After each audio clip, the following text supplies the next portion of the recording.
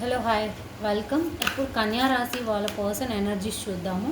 Like కన్యా రాశి ఎవరైతే ఉంటారో ఆ పర్సన్ ప్రజెంట్ ఏంటి అంటే, ప్రజెంట్ అనే కాదు, ప్రజెంట్ పాస్ట్ ఫ్యూచర్ నేను ఇక్కడ చెప్తాను ఏమొస్తుందో దాని ఇన్ఫర్మేషన్ బట్టి. ఓకే, సో అందరూ కమ్యూనికేట్ చేసుకోండి.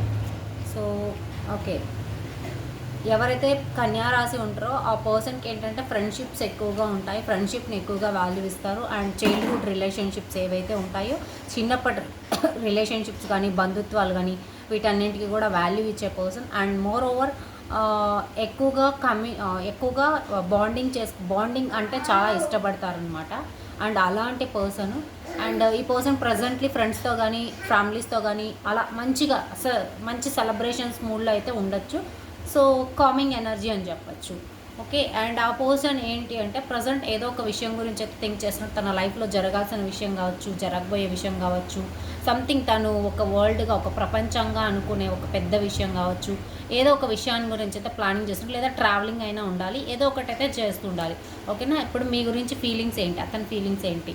సో మీరు ఒకవేళ ఇన్ కాంటాక్ట్ అయితే చూడండి, మీరు ఇన్ కాంటాక్ట్ అయితే ఆ పర్సన్ చాలా కోపంగా ఉన్నాడు, రిస్ట్రిక్షన్స్ పెట్టాలి అనుకుంటున్నాడు. నో కాంటాక్ట్ అయితే ఈ పర్సన్ మీ ఇద్దరి మధ్య జరిగిన సిచ్యుయేషన్స్ కానీ, మీరిద్దరు డిసగ్రీ చేసిన విషయాలు కానీ, మీరు యాక్సెప్ట్ చేయని విషయాలు కానీ ఏదైనా కావచ్చు. సో దాని గురించి అయితే కోపంగా ఫీల్ అవుతున్నాడు, నచ్చట్లేదు ఆ పర్సన్కి మీరు చెప్పే విషయాలు కానీ. సో వాటన్నింటికి క్లాష్ పెట్టాలి, అడ్డు పెట్టాలి. సో లైక్ అలాంటి ఫీలింగ్స్ అయితే ప్రజెంట్ కనిపిస్తున్నాయి.